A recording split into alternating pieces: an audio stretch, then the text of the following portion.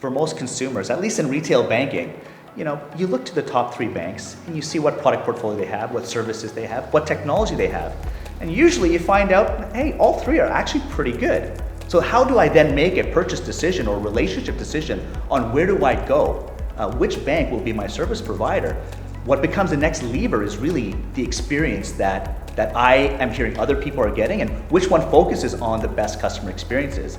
So from a consumer perspective, most banks have very commoditized products, right? Product differentiation doesn't really stick out for me, but what does stick out is where will I get that great experience? And that's with people having the right mindset that can develop those journeys. Absolutely. If banks can make steps in that direction, and they are, that's going to be a big leverage point for them.